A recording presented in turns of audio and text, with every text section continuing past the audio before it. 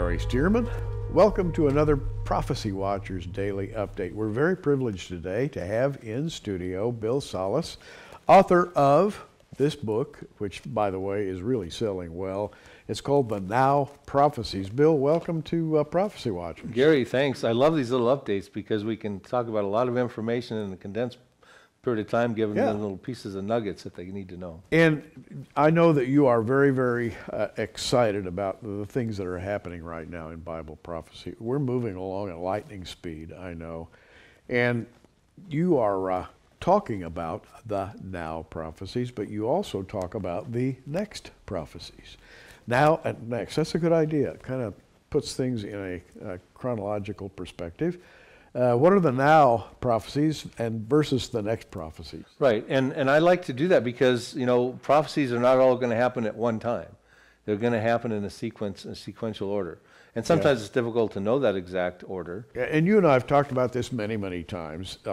People tend to jam everything together so that they look at 8 things in the Bible and all of those things have to happen in one day. Yeah. In reality, they're stretched out over time. Right, and the now prophecies are prophecies that we look at seriously and we say, well, gee, these could happen now at the present time. There are no longer any preconditions. So, for instance, once upon a time, when there was no Israel, 100 years ago, someone came up and tried to teach about Psalm 83, which would be the destruction of the nation of Israel.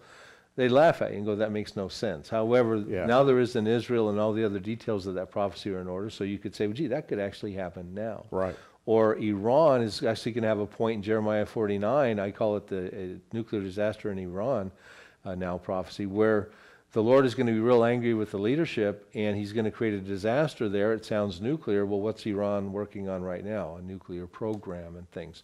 So we look at these various prophecies. What about Isaiah 17, the destruction of Damascus? Israel has the technologies. We're told in Isaiah 17:9 that the desolation is caused by the children of Israel. You know, so we look at these things and we look at the details and we go, well, these actually could happen right now. But there are some other prophecies. So I say there's now prophecies.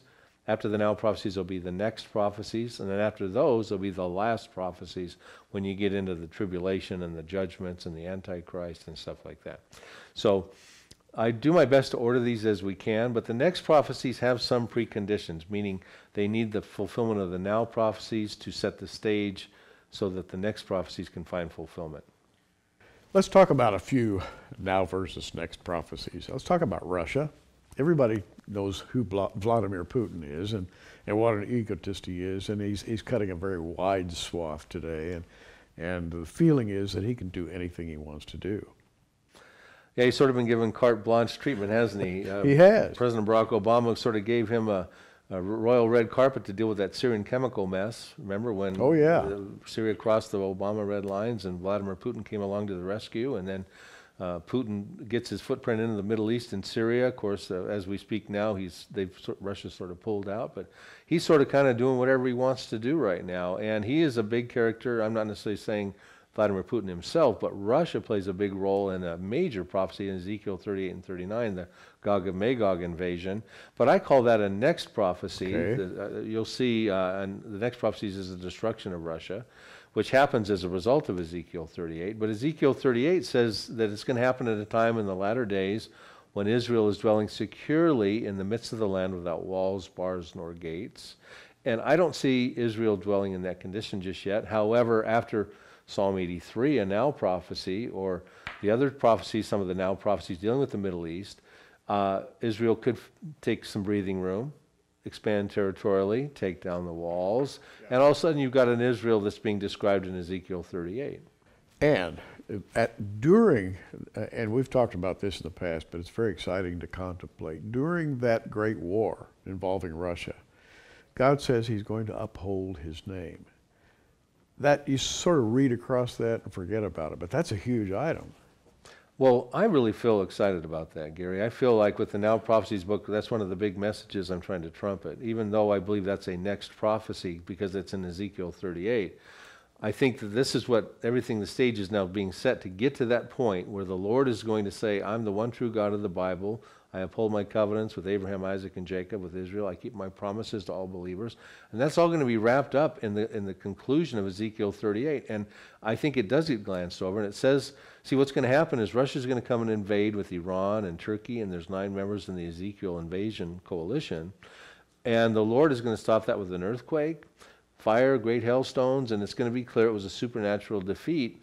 And then what it says in Ezekiel 39 verses 7, it says, I will make my holy name known in the midst of my people Israel. They shall not profane it anymore. The nation shall know I am the Lord, the Holy One in Israel. He keeps emphasizing Israel. My people Israel, the Holy One in Israel. So it required there to be an Israel and Israelis, which are integral components of the Abrahamic covenant. That is coming, and that's exciting. It's going to silence replacement theology. It's going to let people know there's a God who loves them, keeps his promises, and that God has been forgotten. And that's why he has to make his name known again. He's got to uphold it again, not that he's compromised it, but the world's forgotten about it. Now, let's talk about Islam, because if there's anything that's active today in the world, it's Islam, just exploding. They're forcing themselves into every nation on earth, and everywhere they go, they say, we are going to take over the world. Allah is going to rule the entire world. The Bible does not seem to agree with that assessment, however. Well, I see one of the next prophecies is the decline of Islam.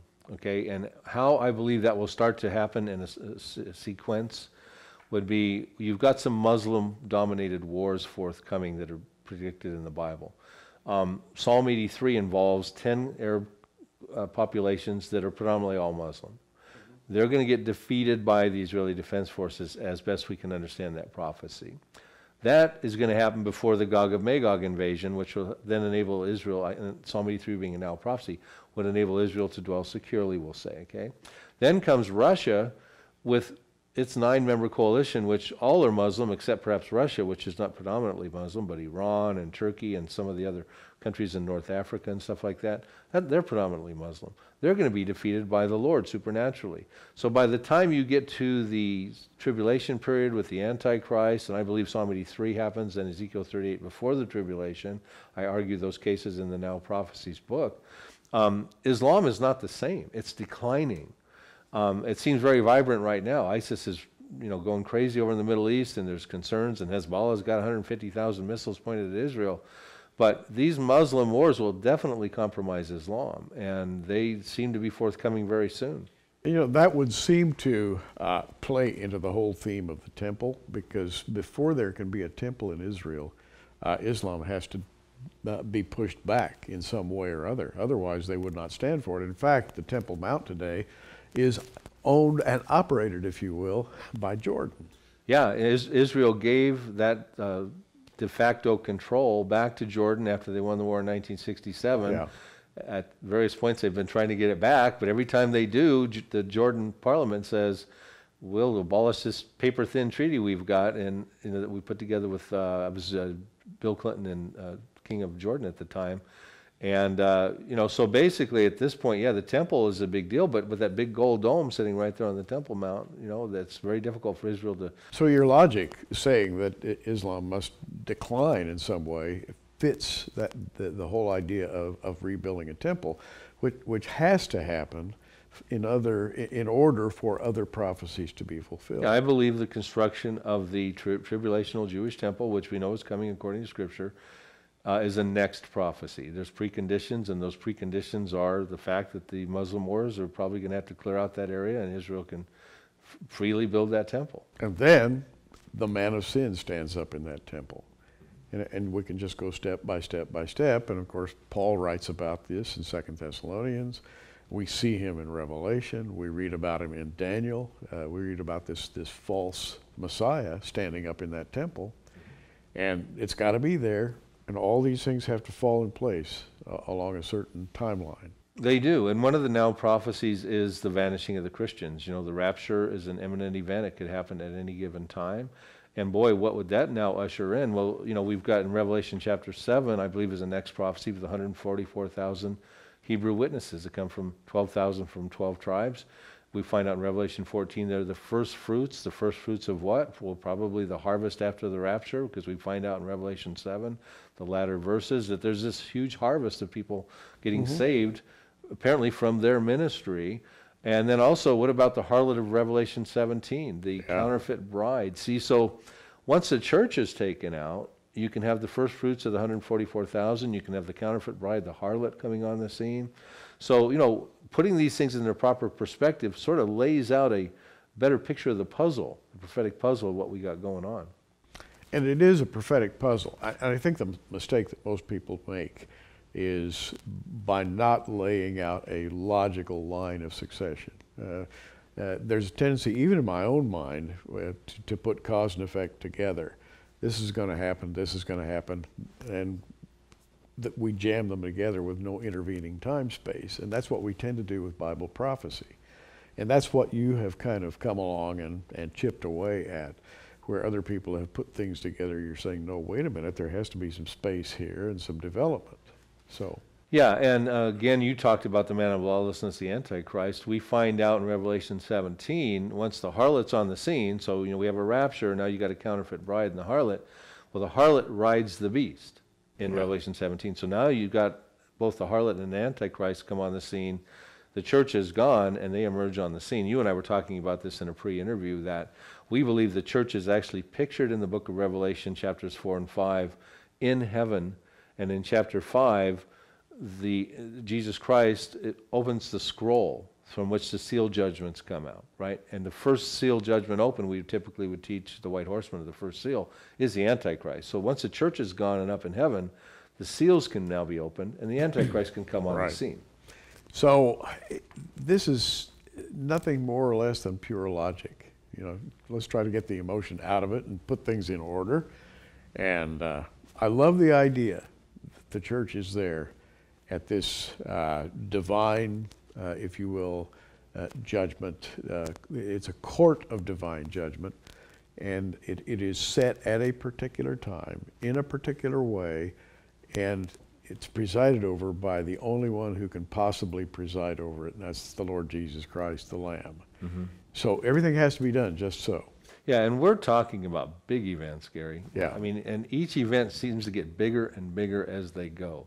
Like birth pangs. Jesus used that example in Matthew 24.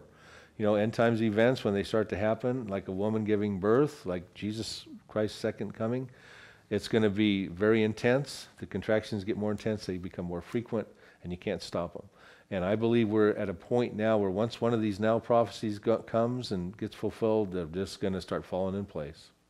Bill Salus, author of the Now Prophecies. We also have a DVD of Bill presenting the ideas in this book at a conference. So you can get one or both.